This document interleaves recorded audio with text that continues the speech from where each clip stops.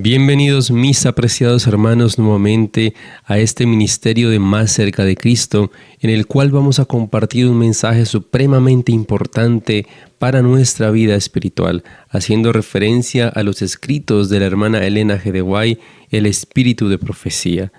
Y si te dijera que en medio de un mundo de confusión, un mensaje ha cruzado el tiempo intacto, poderoso y revelador. Desde los albores de la humanidad, mis apreciados hermanos, Dios ha hablado, ha guiado, ha advertido y ha consolado. Pero en estos tiempos finales y difíciles, cuando las tinieblas cubren la tierra y el engaño parece tomar el control, una luz brilla con más intensidad que nunca, el espíritu de profecía. Este no es una lectura más, no es un libro más, no es un texto más, no es solo una tinta sobre el papel. Lo que vamos a escuchar es un eco del trono celestial. En estas páginas se despliega el conflicto final entre el bien y el mal, la batalla que definirá el destino eterno de cada uno de nosotros. ¿Estamos preparados? ¿Estamos atentos a la verdad, al mensaje que el Señor quiere darnos a entender en este momento? A la voz del Señor. Es un mensaje urgente, Cristo triunfante. Lo que estamos a punto de escuchar puede cambiar nuestra vida y puede cambiarlo todo. Por eso te invitamos a que compartas en este momento este audio video para que muchas más personas como cada uno de nosotros pueda ser cambiado. Es un mensaje impactante de salvación y el Señor nos hablará en este instante. Gracias por cada comentario, gracias por cada like, por suscribirte si aún no lo has hecho. Vamos a orar para comenzar. Padre Santo que estás en el cielo, gracias te damos, oh Dios, por tus infinitas bendiciones, porque nos cuidas, nos proteges y nos das en cada momento la oportunidad de seguir estudiando tu palabra por medio del espíritu de profecía. Danos el entendimiento suficiente y necesario para comprender tu mensaje. En el nombre de Jesús. Amén. Dios es amor. Su naturaleza y su ley son amor. Lo han sido siempre y lo serán para siempre. El alto y sublime, el que habita la eternidad, cuyos caminos son eternos, no cambia. En él no hay mudanza ni sombra de variación. Cada manifestación del poder creador es una expresión del amor infinito. La soberanía de Dios encierra plenitud de bendiciones para todos los seres creados. La historia del gran conflicto entre el bien y el mal, desde que principió en el cielo hasta el final abatimiento de la rebelión y la total extirpación del pecado, es también una demostración del inmutable amor de Dios. El soberano del universo no estaba solo en su obra benéfica. Tuvo un compañero, un colaborador, que podía apreciar sus designios y que podía compartir su regocijo al brindar felicidad a los seres creados. En el principio era el Verbo, y el Verbo era con Dios, y el Verbo era Dios. Este era en el principio con Dios.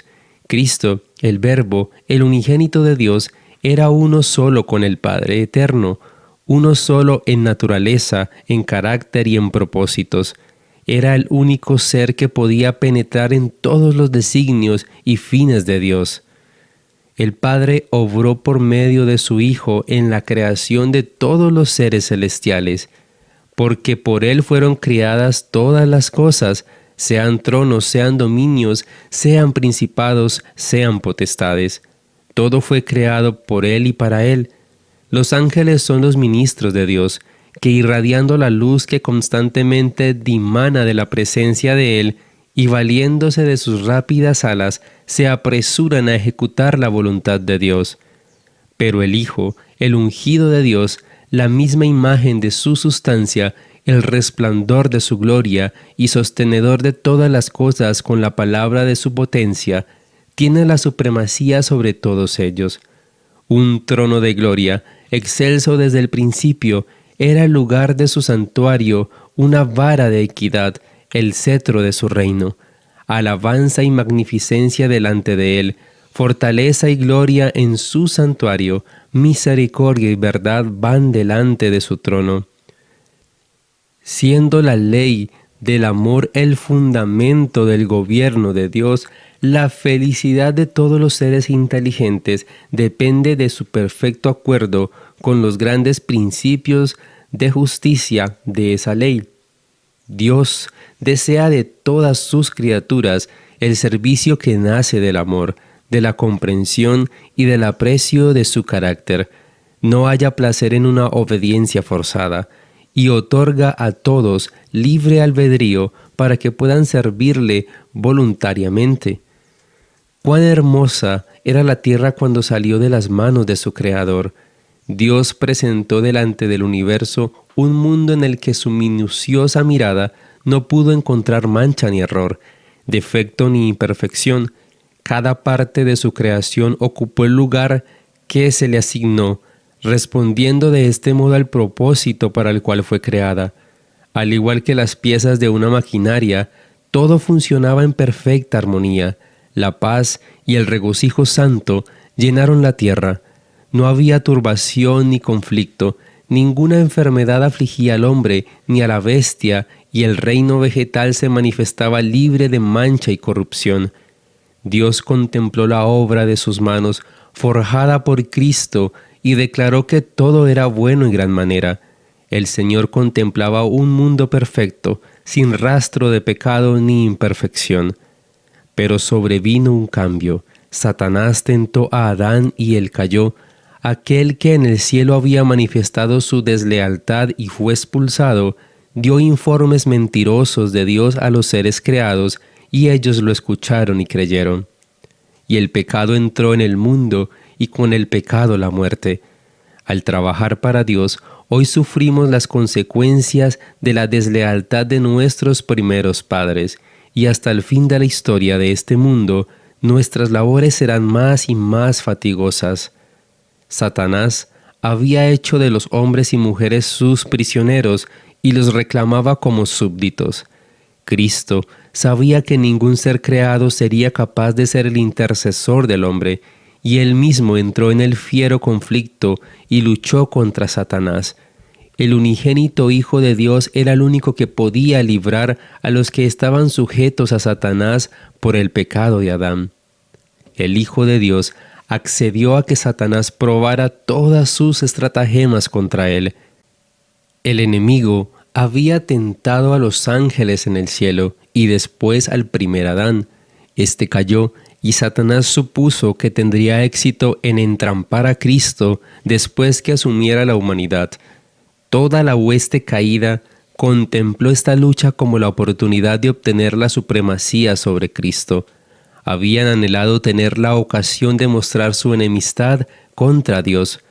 Cuando los labios del Maestro fueron sellados por la muerte, Satanás y sus ángeles imaginaron que habían obtenido la victoria. Fue el sentimiento de que pesaba sobre él la culpabilidad del mundo entero lo que produjo en Cristo una angustia indecible. En esta lucha mortal, el Hijo de Dios podía depender únicamente de su Padre Celestial. Todo fue por la fe. Él mismo era el rescate, el don dado para la liberación de los cautivos. Por su propio brazo había traído salvación a los hijos de los hombres, pero ¿a qué costo para sí mismo? Mientras todos los seres creados reconocieron la lealtad del amor, hubo perfecta armonía en el universo de Dios. Cumplir los designios de su Creador era el gozo de las huestes celestiales. Se deleitaban en reflejar la gloria del Todopoderoso y en alabarle, y su amor mutuo fue fiel y desinteresado, mientras el amor de Dios fue supremo.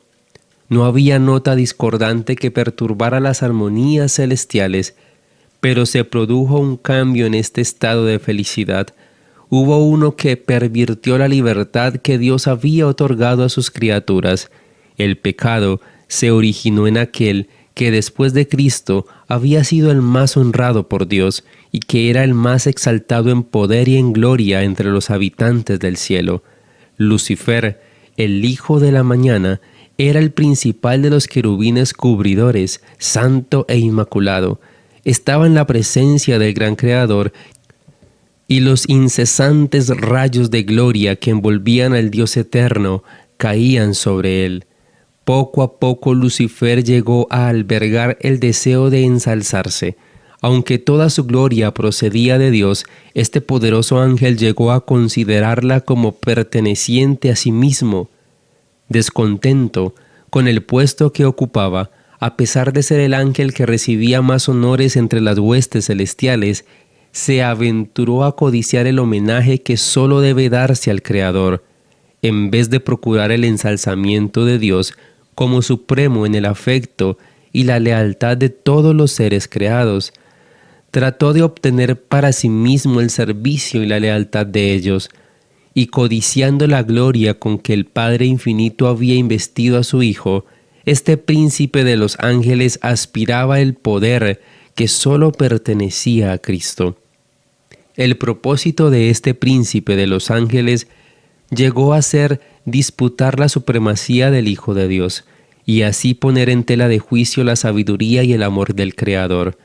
Al lograr este fin, estaba por consagrar las energías de aquella mente maestra, la cual después de la de Cristo era la principal entre las huestes de Dios. Pero aquel que quiso que sus criaturas tuviesen libre albedrío, no dejó a ninguna de ellas inadvertida en cuanto a los sofismas perturbadores con los cuales la rebelión procuraría justificarse. Antes de que la gran controversia principiase, debía presentarse claramente a todos la voluntad de aquel cuya sabiduría y bondad eran la fuente de todo su regocijo. Ante los habitantes del cielo reunidos, el Rey declaró que ninguno, excepto Cristo, el Hijo unigénito de Dios, podía penetrar en la plenitud de sus designios y que a éste le estaba encomendada la ejecución de los grandes propósitos de su voluntad. Los ángeles reconocieron gozosamente la supremacía de Cristo, y postrándose ante él, le rindieron su amor y adoración. Lucifer se postró con ellos, pero en su corazón se libraba un extraño y feroz conflicto. La verdad, la justicia y la lealtad luchaban contra los celos y la envidia. La influencia de los santos ángeles pareció por algún tiempo arrastrarlo con ellos. Al referirse a Satanás, Cristo dijo: «No ha permanecido en la verdad». Hubo un momento cuando Satanás mantuvo una relación con Dios, Jesucristo y los santos ángeles. Se lo enalteció en los cielos e irradiaba la luz y la gloria que provenían del Padre y el Hijo. Pero llegó a ser desleal y perdió su santidad y su posición como querubín protector. Llegó a oponerse a Dios, apostató y se lo excluyó del cielo. Estableció su imperio y plantó el estandarte de su rebelión contra la ley de Jehová. Invitó a las fuerzas del mal a agruparse en torno a su bandera, con el fin de establecer una desesperada confederación maligna para luchar contra el Dios del cielo.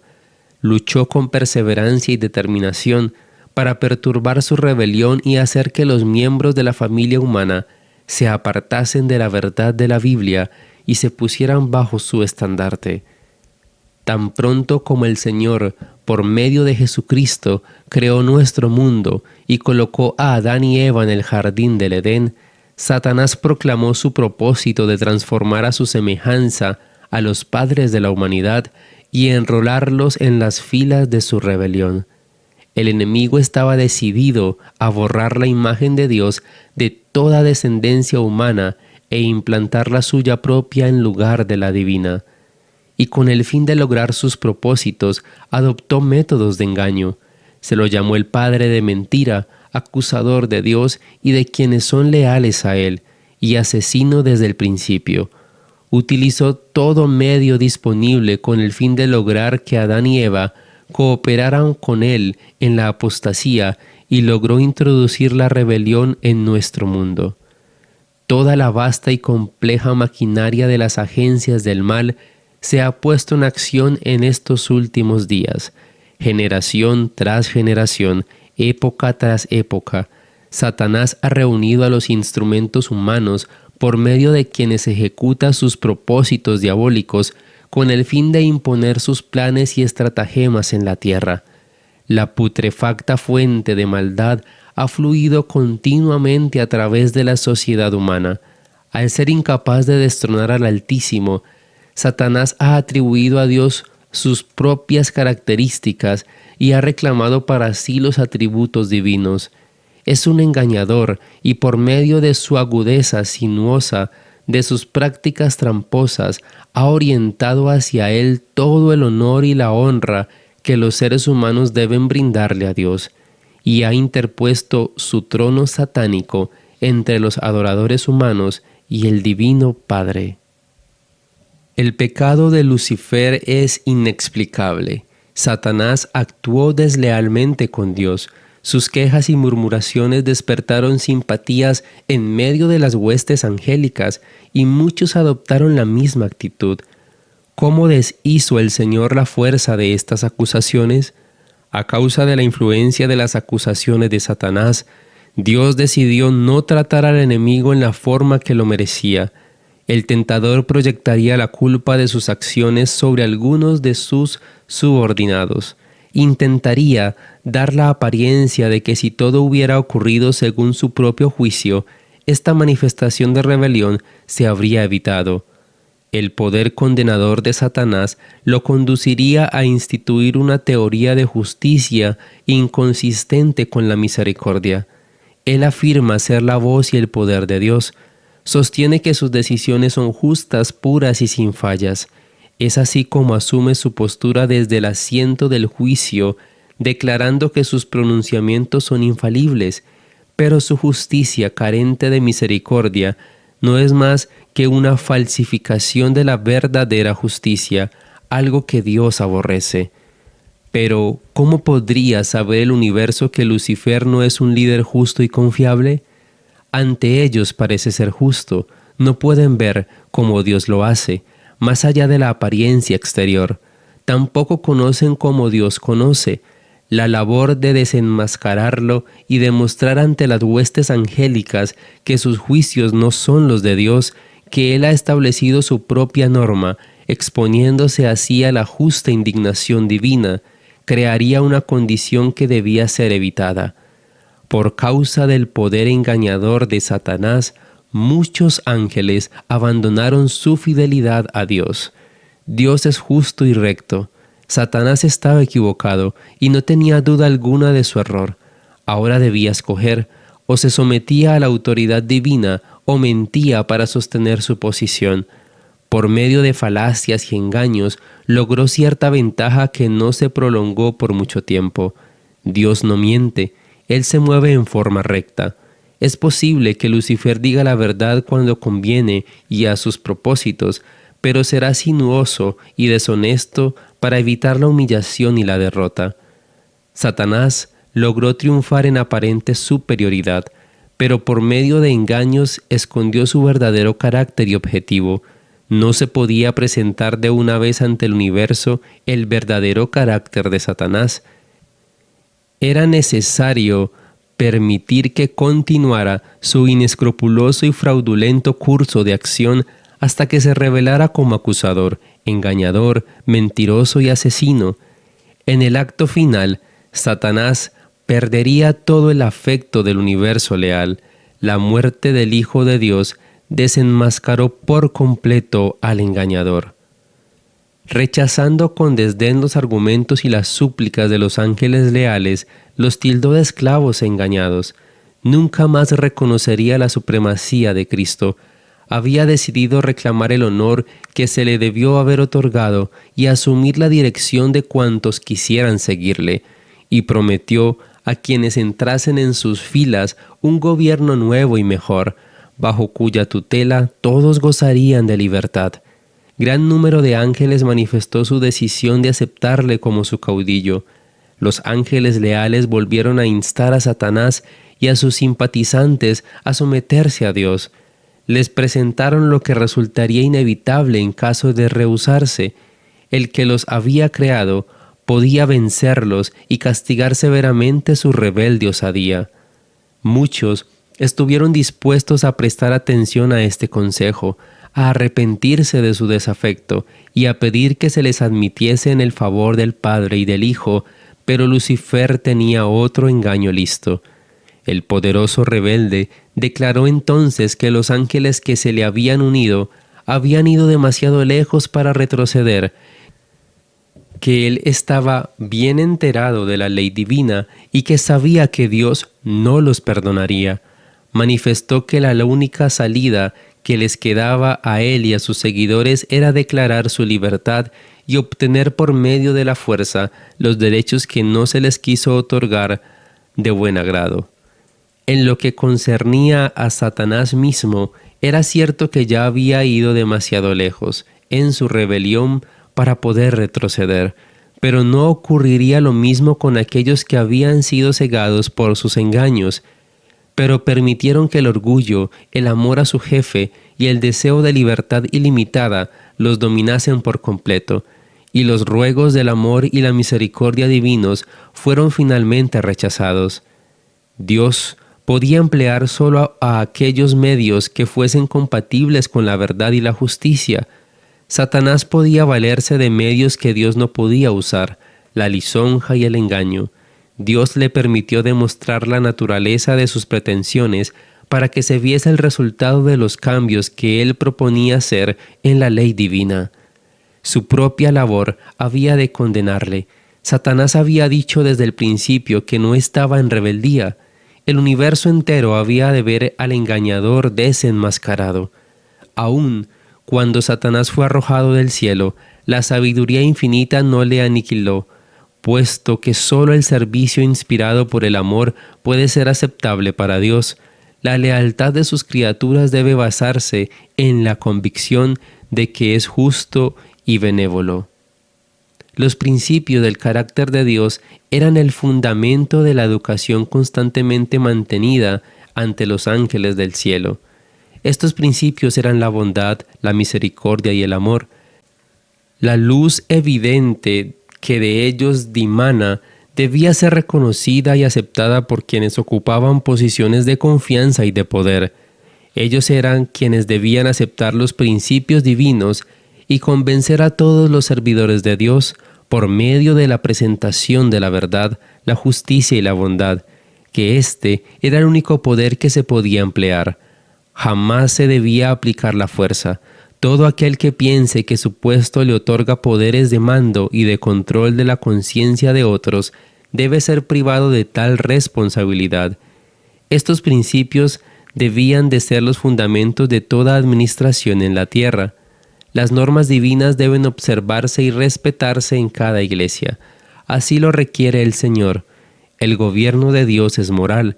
Nada se hace en él por impulso o arrebato. La verdad debe prevalecer. Todo ejercicio debe ofrecerse con buen ánimo y motivado por el amor de Dios.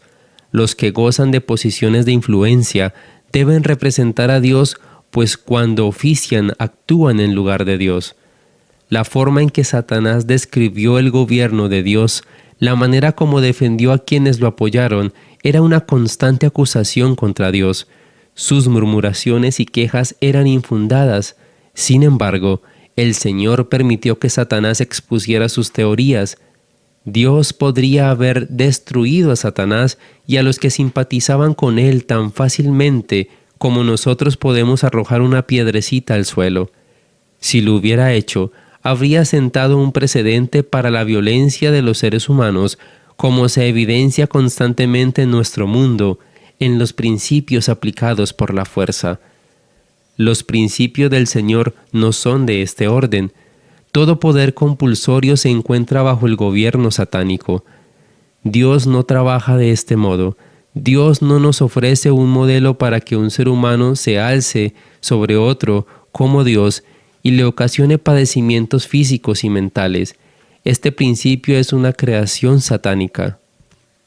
En los concilios del cielo fue decidido que debían aplicarse los principios que no destruyeran el poder de Satanás de inmediato, porque era el propósito de Dios establecer todas las cosas sobre una base de seguridad eterna.